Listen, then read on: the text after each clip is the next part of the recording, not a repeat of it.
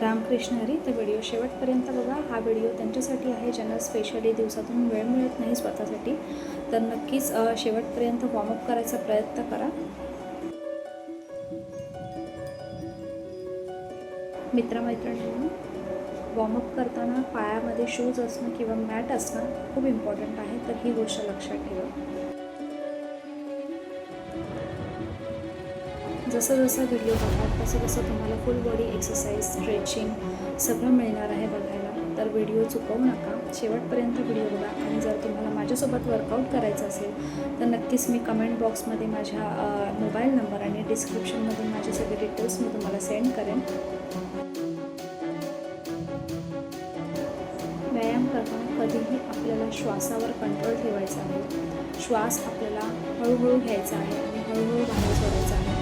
Exercise करताना proper श्वास आत बाहेर करणं खूप इम्पॉर्टंट आहे. तर या गोष्टी छोट्या छोट्या आहेत पण त्या विसरू नका.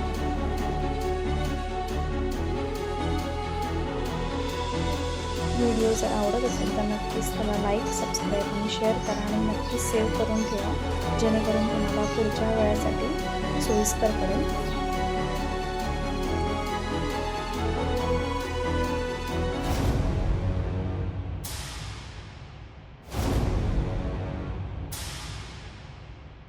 आतापर्यंत 1.5 मिनटाची स्ट्रेचिंग झालेली आहे.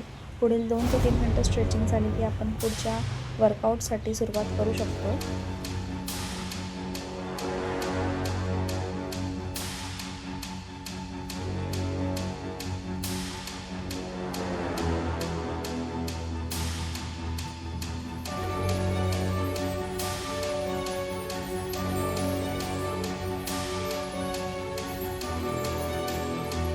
आतापर्यंत आपली बॉडी वर्कआउटसाठी गरम झालेली असेल. सो आता आपण थोड्या वेळातच वर्कआउटला स्टार्ट करणार आहोत.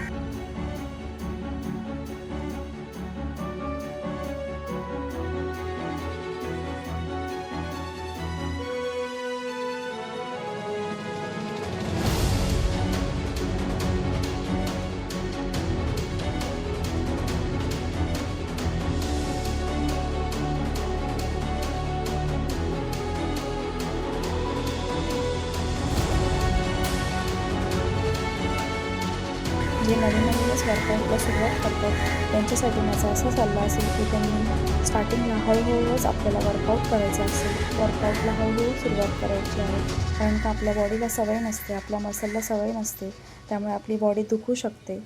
तर सातत्य ठेवणं खूप इम्पॉर्टंट आहे.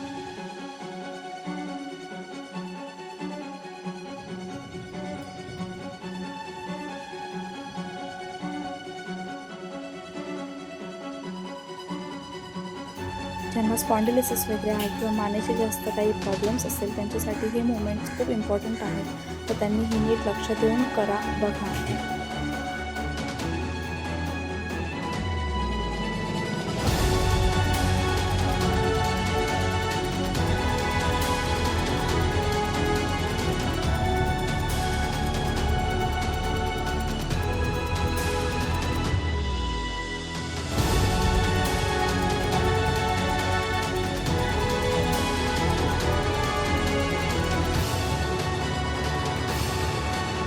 आपली स्ट्रेचिंग ऑलमोस्ट संपत आलेली आहे. पुढील व्हिडिओसाठी नक्कीच लाईक, शेअर आणि सबस्क्राईब करा.